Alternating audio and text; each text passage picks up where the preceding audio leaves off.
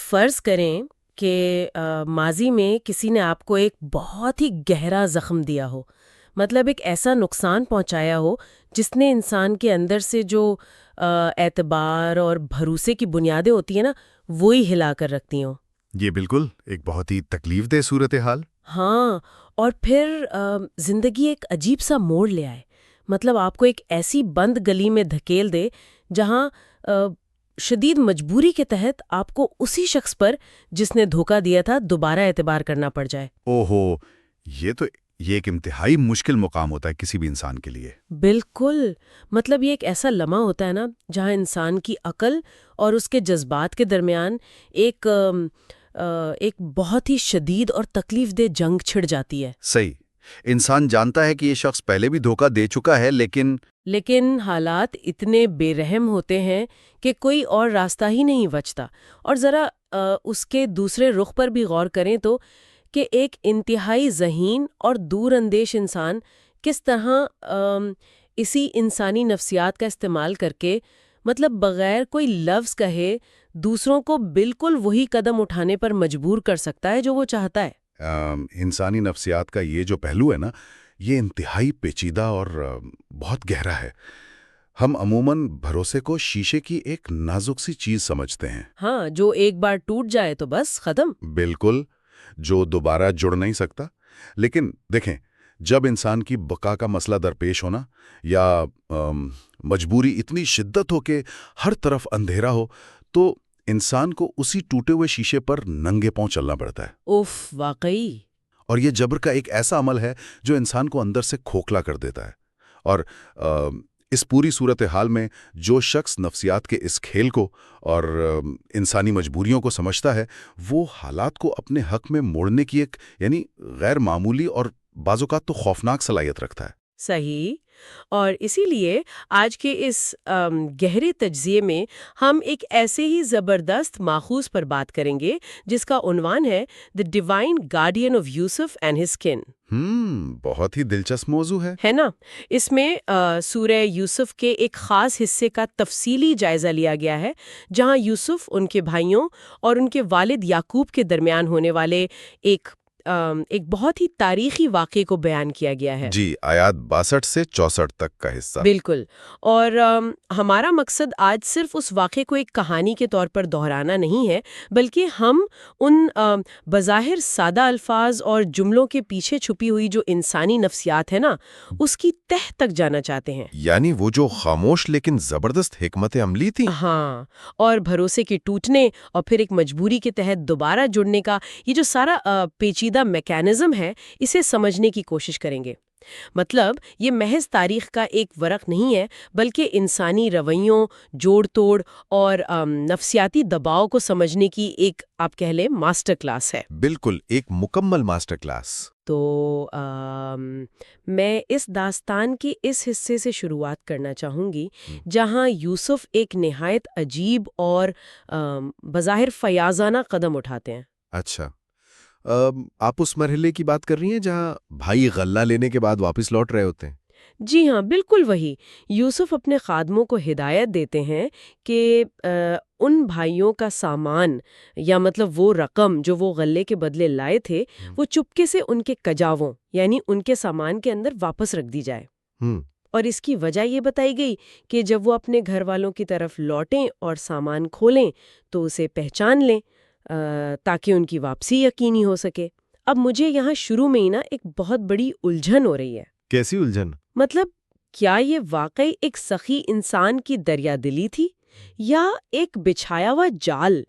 کیونکہ یہ تو سیدھا سیدھا کسی کو ایک ایسے اخلاقی شکنجے میں کسنے والی بات لگتی ہے نا، جہاں سے اس کے پاس فرار کا کوئی راستہ ہی نہ بچے۔ دیکھیں، یہ الجھن بالکل فطری ہے، اور دراصل یہی وہ مقام ہے جہاں ایک عام ذہن اور ایک ماسٹر اسٹریٹجسٹ کا فرق واضح ہوتا ہے۔ اچھا، بظاہر تو یہی لگتا ہے کہ ایک مہربان حکمران نے غلہ بھی دے دیا اور رقم بھی واپس کر دی، لیکن یہاں جو نفسیاتی ہتھیار استعمال ہوا ہے نا، اسے ہم جدید دور میں قانون تبادلہ یا لا آف ریسیپروسٹی کہتے ہیں۔ Law of reciprocity? جی، انسانی دماغ اس طرح ڈیزائن کیا گیا ہے کہ وہ کسی بھی غیر متوقع اور بلا جواز احسان کو ہضم نہیں کر پاتا۔ ہاں، مطلب کچھ مفت مل جائے تو عجیب سا لگتا ہے۔ بالکل، جب انسان پر کوئی ایسا احسان کیا جائے جس کی اس نے توقع نہ کی ہو، یا اسے کوئی ایسا فائدہ ملے جس کے لیے اس نے محنت نہ کی ہو، تو جو شکر گزاری کا احساس ہے نا، وہ بہت تیزی سے ایک عجیب سے اخلاقی بوجھ میں تبدیل ہو جاتا ہے۔ تو اس کا مطلب ہے کہ وہ احسان ایک طرح کا نفسیاتی قرض بن جاتا ہے جو ذہن پر سوار ہو جاتا ہے۔ ہو بہو، اور جب دماغ میں یہ بوجھ پیدا ہوتا ہے تو انسان ایک شدید بے چینی، یعنی جسے نفسیات میں کوگنیٹو ڈسوننس کہا جاتا ہے، اس کا شکار ہو جاتا ہے۔ یعنی ذہن الجھا جاتا ہے۔ بالکل، ذہن دو متضاد خیالات کے درمیان پھنس جاتا ہے، ایک طرف یہ کہ رقم ہماری ہے، اور دوسری طرف یہ کہ جس نے دی ہے ہم تو اس کے مقروض ہو گئے ہیں۔ تو پھر وہ یہ سوچنے پر مجبور ہو جاتے ہیں کہ اب ہمیں اس احسان کا بدلہ اتارنا ہے۔ جی ہاں، یوسف جانتے تھے کہ قحط کا دور ہے اور غلے کی ضرورت انہیں دوبارہ لائے گی ہی، لیکن رقم کی واپسی نے اس خالص مادی ضرورت میں ایک شدید اخلاقی مجبوری کا اضافہ کر دیا۔ واو! یہ محض دریا دلی ہرگز نہیں تھی، یہ بھائیوں کو ایک نفسیاتی قید میں ڈالنے کا عمل تھا، تاکہ وہ یہ محسوس کریں کہ اب ان کے پاس یوسف کی اگلی شرط، یعنی وہ اپنے چھوٹے بھائی کو ساتھ لانے کی شرط۔ بالکل، اس شرط کو پوری کرنے کے علاوہ کوئی اور اخلاقی راستہ بچا ہی نہیں۔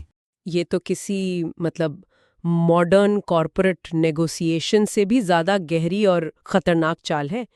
ہم اکثر بزنس کی دنیا میں دیکھتے ہیں نا کہ ایک فریق بظاہر کوئی بہت بڑی رعایت یا مفت سروس دے دیتا ہے، جی بالکل ایسے ہی ہوتا ہے۔ اور دیکھنے والے کو لگتا ہے کہ کتنی زبردست آفر ہے، لیکن حقیقت میں وہ فریق دوسرے فریق سے انکار کا حق چھین رہا ہوتا ہے۔ 100% درست بات ہے۔ یوسف نے ان کی رقم لوٹا کر دراصل ان کا وہ حق ہی چھین لیا کہ وہ گھر جا کے اپنے والد سے کہہ سکیں کہ ہمیں وہ مصری حکمران پسند نہیں آیا، اس کا رویہ سخت تھا، ہم دوبارہ وہاں نہیں جائیں گے۔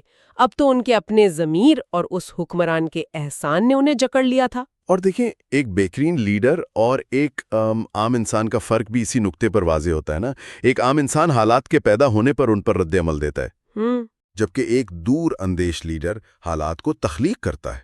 یوسف نے حالات پر رد عمل کا انتظار نہیں کیا، انہوں نے ایک ایسا ماحول، ایک ایسی بساط بچھا دی جہاں ان کے بھائیوں کے فیصلے دراصل ان کے اپنے کنٹرول میں رہے ہی نہیں۔ کیا بات ہے! مطلب ایک انتہائی سوچا سمجھا، محتاط اور خاموش دباؤ تھا جس نے بغیر کوئی طاقت استعمال کیے اپنا کام 100% درستگی کے ساتھ کیا۔ بالکل۔ اور اس خاموش حکمت عملی اور بچھائے گئے جال کا اثر اس وقت کھل کر سامنے آتا ہے نا، جب یہ بھائی اس شدید نفسیاتی دباؤ کے ساتھ اپنے گھر یعنی اپنے والد یعقوب کے پاس واپس لوٹتے ہیں۔ جی، اب اگلا مرحلہ شروع ہوتا ہے۔ ہاں، اب صورتحال یہ ہے کہ انہیں خاندان کی بقا کے لیے دوبارہ غلہ چاہیے، اور مصر واپس جانے کے لیے انہیں اپنے چھوٹے بھائی بنیامین کو ساتھ لے جانا ہے۔ ذرا ان بھائیوں کے رویے اور ان کے الفاظ پر غور کریں۔ وہ کیا کہتے ہیں؟ وہ گھر پہنچتے ہی اپنے والد سے کہتے ہیں کہ ہم سے مزید غلہ روک لیا گیا ہے، لہٰذا ہمارے بھائی کو ہمارے ساتھ بھیج دیے تاکہ ہم غلہ لا سکیں، اور ہم یقیناً اس کی حفاظت کرنے والے ہیں۔ میں اس بیان کو سن کر واقعی حیران رہ جاتی ہوں۔ مطلب کیا ان بھائیوں کو ذرا برابر بھی اس بات کا احساس نہیں ہے کہ وہ کتنی بڑی اور حساس بات اتنی آسانی سے کہہ رہے ہیں؟ دیکھیں، اس مقام پر انسانوں کے درمیان جو اعتبار کا بحران ہے نا، یعنی کرائسس آف کریڈیبلٹی، اس کی انتہائی شاندار اور عبرتناک عکاسی ملتی ہے۔ بالکل، مطلب کوئی ندامت ہی نہیں۔ جی، جب کوئی شخص کسی دوسرے شخص کا مان توڑتا ہے تو اس کے اندر ایک عجیب سی نفسیاتی خامی پیدا ہوتی ہے۔ اعتبار توڑنے والا شخص یہ سمجھتا ہے کہ شاید وقت گزرنے کے ساتھ زخم بھر گیا ہے یا پرانی بات بھلائی جا چکی ہے، جبکہ حقیقت تو یہ ہے کہ جس شخص کا اعتبار ٹوٹا ہوتا ہے وہ اس واقعے کے درد کو اپنے ذہن میں ہر روز جیتا ہے۔ بالکل ایسا ہی ہے۔ اور آپ دیکھیں کہ بھائیوں نے بات کا آغاز کسی ندامت، جذبات یا باپ کے پرانے زخم کو تسلیم کرنے سے نہیں کیا، بلکہ ایک سیدھے سادے مادی نقصان سے کیا کہ غلہ روک لیا گیا ہے۔ ہاں، اور اس مادی ضرورت کے فوراً بعد انہوں نے وہ پرانا کھوکھلا وعدہ چپکا دیا کہ ہم حفاظت کریں گے۔ مطلب فرض کریں، ایک لمحے کے لیے سوچیں کہ ایک شخص نے انتہائی لاپرواہی سے کسی کی گاڑی کا ایکسیڈنٹ کر دیا ہو۔ جس میں گاڑی کے مالک کا کوئی قریبی عزیز شدید زخمی ہو کر ہمیشہ کے لیے معذور ہو گیا ہو، اور پھر کچھ سال بعد وہی شخص واپس آ کر اس مالک سے اس کی نئی گاڑی کی چابیاں مانگے اور نہایت سادگی سے کہیں فکر نہ کریں، اس بار میں احتیاط سے چلاؤں گا۔ واہ، کیا زبردست مثال دیا ہے آپ نے۔ ہے نا؟ مطلب یہ کتنی بڑی بے حسی ہے۔ انسان حقیقت سے اس قدر دوری کا شکار کیسے ہو سکتا ہے کہ اسے لگے کہ اس کے الفاظ اب بھی کوئی وزن رکھتے ہیں؟ دراصل یہ صرف بے حسی نہیں ہے، بلکہ اپنی پرانی غلطی کے اعتراف سے فرار کی ایک لاشعوری کوشش ہے۔ جب انسان کو اپنی کوئی شدید ضرورت پوری کروانی ہوتی ہے نا، تو وہ ماضی کے بھیانک سچ کا سامنا کرنے سے کتراتا ہے۔ یعنی وہ سامنا ہی نہیں کرنا چاہتے۔ بالکل۔ بھائیوں کا وہی پرانا حفاظتی دعویٰ دہرانا یہ ظاہر کرتا ہے کہ وہ اس صدمے کی گہرائی کو سمجھنے سے مکمل طور پر قاصر تھے جو یعقوب دہائیوں سے جھیل رہے تھے۔ انہیں لگا کہ بس مسئلہ صرف غلے کی قلت کا ہے۔ جی، انہیں لگا کہ یہ تو مصر کے حکمران کی طرف سے لگائی گئی ایک چھوٹی سی لاجسٹیکل شرط ہے۔ وہ اس بات کو محسوس ہی نہیں کر پا رہے تھے کہ وہ اپنے والد سے ان کی زندگی کی سب سے حساس اور قیمتی چیز مانگ رہے ہیں، اور وہ بھی اس خوفناک تاریخ کے بعد جب ان کی پچھلی نام نہاد حفاظت کا نتیجہ یوسف کی گمشدگی اور ایک باپ کی دائمی بینائی کے نقصان کی صورت میں نکلا تھا۔ بالکل۔ اور ظاہر ہے، مطلب جس باپ نے اتنا بڑا صدمہ سہا ہو، وہ اس کھوکھلے دعوے کو اتنی آسانی سے کیسے تسلیم کر سکتا تھا؟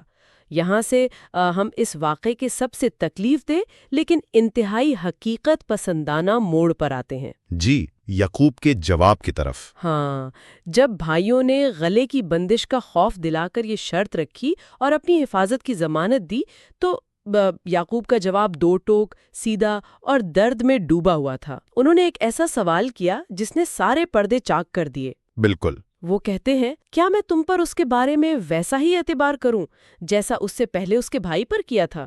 مطلب انہوں نے کوئی سفارتی زبان استعمال نہیں کی، کوئی لگی لپٹی نہیں رکھی، سیدھا اس پرانے زخم پر ہاتھ رکھ دیا جسے بھائی چھپانے کی کوشش کر رہے تھے۔ اور یعقوب کا یہ رویہ ان کی بے پناہ حقیقت پسندی، نفسیاتی پختگی اور شعور کی دلیل ہے۔ کیسے؟ عام طور پر دیکھیں، جب انسان کسی شدید اور مسلسل صدمے سے گزرتا ہے نا، تو وہ دو انتہاؤں میں سے کسی ایک کا شکار ہو جاتا ہے۔ یا تو وہ حالات کے سامنے مکمل طور پر ہار مان کر بے بس ہو جاتا ہے اور ہر زیادتی کو اپنی قسمت سمجھ لیتا ہے۔ ہاں، جیسے ہمت ہار دینا۔ بالکل۔ یا پھر وہ اپنے گرد ایک ایسا دفاعی خول چڑھا لیتا ہے کہ کسی پر اعتماد نہیں کرتا اور کوئی نیا قدم اٹھانے سے ہی انکاری ہو جاتا ہے، چاہے اس کی جان ہی کیوں نہ چلی جائے۔ صحیح۔ لیکن یعقوب کا جواب یہ ظاہر کرتا ہے کہ وہ کسی فریب کا شکار نہیں تھے۔ انہوں نے مجبوری کے باوجود اپنے بیٹوں کو آئینہ دکھایا۔ ان کا یہ کہنا دراصل یہ اعلان تھا کہ میں تمہارے حفاظتی دعووں کو یکسر مسترد کرتا ہوں، تمہارے الفاظ کی میری نظر میں کوئی قیمت نہیں ہے اور میں تمہاری کوئی ضمانت قبول نہیں کرتا۔ واہ! لیکن اس سب کے باوجود حالات کا جبر تو اپنی جگہ موجود تھا نا؟ قحط پڑا ہے، بھوک دروازے پر کھڑی ہے، گھر میں خاندان کی بقا کا مسئلہ ہے، غلہ لانا ناگزیر ہے۔ بالکل، مجبوری تو تھی۔ اور اس غلے کو لانے کی واحد شرط یہ ہے کہ بنیامین کو ان لوگوں کے ساتھ مصر روانہ کیا جائے۔ یہ انسان کی بے بسی اور مجبوری کی وہ انتہا ہے جہاں اسے حالات کے دباؤ کے تحت اپنا سب سے قیمتی اثاثہ ان لوگوں کے حوالے کرنا پڑتا ہے جن کی نیت اور کردار پر اسے ذرہ برابر بھی بھروسہ نہ ہو۔ جی، یہ تو جان بوجھ کر آگ میں کودنے والی بات ہے۔ ہاں، مگر یعقوب اس مقام پر مایوسی کے اندھیرے میں ڈوبنے کے بجائے ایک بہت ہی حیران کن اعلان کرتے ہیں۔ وہ کہتے ہیں، اللہ ہی بہترین محافظ ہے اور وہ سب سے بڑھ کر رحم کرنے والا ہے۔ یہ ایک جملہ ایک لمحے میں حالات کی پوری نفسیات اور بوجھ کو یکسر بدل کر رکھ دیتا ہے۔ بالکل، اور میں سمجھتا ہوں کہ یہ اس پورے واقعے کا اور ہمارے آج کے اس تجزیے کا روحانی اور فکری عروج ہے۔ بالکل صحیح کہا۔ یعقوب کا یہ بیان ثابت کرتا ہے کہ انہوں نے ایک انتہائی اعلیٰ درجے کا توکل، یعنی اپنا مکمل بھروسہ دنیاوی سہاروں سے ہٹا کر ایک بالا تر طاقت پر منتقل کر دیا ہے۔ اور ہمارے معاشرے میں توکل کی ایک بہت غلط تشریح کی جاتی ہے نا؟ سمجھا جاتا ہے، لیکن یعقوب نے یہاں توکل کی اصل روح کو واضح کیا ہے۔ انہوں نے اسباب کا استعمال کیا۔ یعنی انہوں نے بیٹے کو بھیجنے کا عملی فیصلہ کیا۔ بالکل، کیونکہ گھر کی بقا اور غلے کی فراہمی ضروری تھی، لیکن انہوں نے اپنے جذباتی، ذہنی اور روحانی سہاروں کو ان بھائیوں کی کھوکھلی ضمانت سے مکمل طور پر کاٹ کر براہ راست اپنے رب سے جوڑ دیا۔ سبحان اللہ۔ وہ یہ کہہ رہے ہیں کہ میں اس بچے کو تمہارے بھروسے پر نہیں بھیج رہا، تمہاری حفاظت پر میرا کوئی یقین نہیں ہے، بلکہ میں اسے دنیا کے بہترین محافظ کی حفاظت میں دے رہا ہوں۔ یہ توکل کی ایک بہت ہی عملی، پختہ اور طاقتور شکل ہے۔ مطلب ہم اکثر دنیاوی اسباب، رشتوں اور لوگوں پر اتنا اندھا بھروسہ کر لیتے ہیں کہ جب وہ ہماری توقعات پر پورا نہیں اترتے یا اسباب ناکام ہوتے ہیں تو ہم اندر سے مکمل طور پر ٹوٹ جاتے ہیں۔ جی، کیونکہ ہم نے امید ہی غلط جگہ لگائی ہوتی ہے۔ یعقوب اپنے تجربے سے جانتے تھے کہ انسان فطرتاً کمزور ہے۔ رشتے بعض اوقات مفادات، حسد اور لالچ کی بھینٹ چڑھ سکتے ہیں۔ اس لیے انہوں نے دنیاوی اسباب یعنی بھائیوں کو ساتھ بھیجنے کو صرف ایک ناگزیر مجبوری کے طور پر لیا، جبکہ اپنا حقیقی یقین اور اپنی دلی تسلی اللہ کی ذات سے وابستہ کر لی۔ یہ ایک بہت بڑا سبق ہے نا کہ زمینی حقیقتوں، خطرات اور مجبوریوں سے آنکھیں چرائے بغیر کس طرح اپنے اعصاب، اپنی ذہنی حالت اور اپنی امید کو بکھرنے سے محفوظ رکھا جا سکتا ہے۔ بالکل، اور اس کے ساتھ ہی جب وہ یہ الفاظ ادا کرتے ہیں کہ وہ سب سے بڑھ کر رحم کرنے والا ہے، تو اس میں محض مجبوری یا بے بسی کا رنگ نہیں ہے، بلکہ اس میں وہ دہائیوں پر محیط ایک نہ بجھنے والی امید جھلکتی ہے، جو یوسف کی طویل اور پراسرار جدائی کے صدمے کے باوجود ان کے دل میں روشن تھی۔ جی، وہ اس بات کا پورا ادراک رکھتے تھے کہ جس طرح ماضی میں ان کے ساتھ ایک دل خراش واقعہ پیش آیا، شاید دوبارہ کوئی بڑی آزمائش آ کھڑی ہو، لیکن انہوں نے اس بار انسانوں کے کھوکھلے وعدوں اور جھوٹی تسلیوں سے دھوکہ کھانے کے بجائے ایک ایسی ہستی پر بھروسہ کرنے کا فیصلہ کیا جس کے وعدے سچے ہیں اور جس کی حفاظت پر کوئی سوال نہیں اٹھایا جا سکتا۔ واہ! تو آج کی اس تفصیلی اور گہری گفتگو کو اگر ہم سمیٹنے کی کوشش کریں تو ہم نے دیکھا کہ بظاہر چند مختصر جملوں میں انسانی زندگی، جذبات اور حکمت عملی کی کتنی وسیع دنیا آباد ہے۔ جی، واقعی۔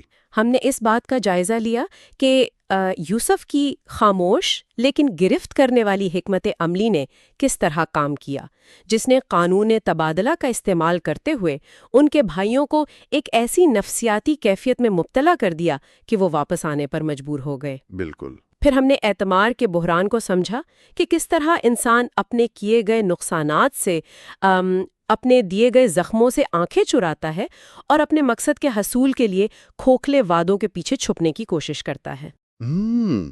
اور آخر میں یعقوب کا وہ شاندار اور سبق آموز رد عمل جو ایک طرف بے پناہ حقیقت پسندی پر مبنی تھا اور دوسری طرف حقیقی توکل کا بہترین نمونہ تھا کہ جب انسانوں پر سے اور دنیاوی سہاروں پر سے بھروسہ مکمل طور پر اٹھ جائے تو اپنا یقین کس طرح ایک بالاتر اور حقیقی طاقت پر مرکوز کیا جاتا ہے۔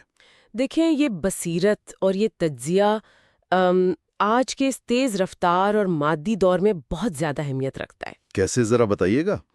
مطلب ہم اپنی روزمرہ زندگی میں، اپنے دفاتر میں، اپنے کاروبار اور یہاں تک کہ رشتوں میں ایسے لوگوں اور حالات کا سامنا کرتے ہیں جہاں مفادات کا ٹکراؤ ہوتا ہے۔ ہاں، یہ تو عام سی بات ہے۔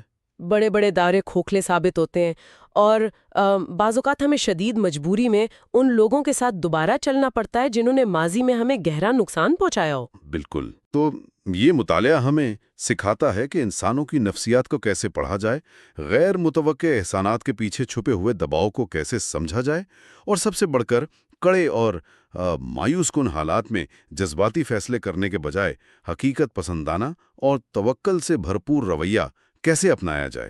ہاں، یہ روزمرہ کی زندگی میں لاگو ہونے والے بہت ہی شاندار اسباق ہیں۔ لیکن اس گہرے تجزیے کو ختم کرنے سے پہلے میں ایک ایسے زاویے کی طرف توجہ دلانا چاہتی ہوں جس نے اس سارے ماخذ کو پڑھنے کے بعد، سچی بات ہے، میرے ذہن میں ایک شدید خلبلی مچا دی۔ اچھا، وہ کیا پہلو ہے؟ اور یہ وہ پہلو ہے جسے عام طور پر عقیدت یا کہانی کے بہاؤ میں نظر انداز کر دیا جاتا ہے۔ ذرا رک کر سوچیں. ہم نے یہ تسلیم کیا کہ یوسف کی حکمت عملی نہایت شاندار تھی. انہوں نے سامان اور رقم واپس رکھوا کر ایسا جال بنا کہ بھائی ہر صورت میں مصر واپس آنے پر مجبور ہو گئے.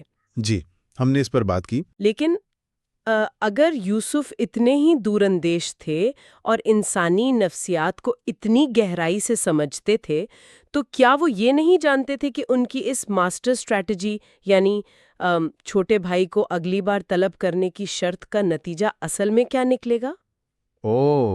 کیا انہیں اس بات کا اندازہ نہیں تھا کہ ان کا بوڑھا باپ جو پہلے ہی ان کی جدائی کے صدمے میں برسوں سے نڈھال ہے، بینائی کھو چکا ہے، اسے اس نئی شرط کی وجہ سے کس قدر شدید ذہنی، جذباتی اور روحانی اذیت سے گزرنا پڑے گا؟ یہ واقعی ایک بہت چبھتا ہوا زاویہ ہے جو پوری صورتحال کو ایک مختلف نگاہ سے دیکھنے کی دعوت دیتا ہے. کیا ایک بہت بڑے اور اچھے مقصد کے حصول کے لیے یا اپنے بھائیوں کو راہ راست پر لانے کے لیے کی جانے والی یہ بہترین اور خاموش حکمت عملی بعض اوقات جذباتی ہیرا پھیری یعنی ایموشنل مینیپولیشن کی سرحدوں کو نہیں چھو لیتی؟ یہ ایک بہت گہرا سوال ہے. کیا کوئی اسٹریٹجی بعض جگہوں پر اتنی بے رحم نہیں ہو جاتی کہ اس میں اور کسی دوسرے کے جذبات سے کھیلنے میں فرق کرنا مشکل ہو جائے؟ یہ ایک ایسا سوال ہے جو اس پوری داستان کو ایک بالکل نئے اور شاید قدرے تکلیف دہ رخ سے دیکھنے پر مجبور کرتا ہے. کیا ہم بھی کبھی کبھار اپنی زندگی میں کوئی بہت بڑا اور بظاہر صحیح مقصد حاصل کرنے کے لیے یا معاملات کو سدھارنے کے لیے ایسے راستے چن لیتے ہیں جو راستے میں موجود ہمارے اپنے ہی پیاروں کو، بے گناہ لوگوں کو شدید ذہنی اذیت اور تکلیف سے گزار دیتے ہیں؟ واقعی سوچنے والی بات ہے. اسی فکر انگیز اور گہرے سوال کے ساتھ ہم آج کے اس ڈیپ ڈائیو کا اختتام کرتے ہیں. سننے والوں سے گزارش ہے کہ اس بارے میں خود بھی سوچئے گا اور اپنے ارد گرد کے حالات پر بھی غور کیجیے گا. امید ہے یہ تجزیہ آپ سب کے لیے بھی اتنا ہی سوچنے پر مجبور کرنے والا رہا ہوگا جتنا کہ ہمارے لیے. اپنا بہت خیال رکھیے گا.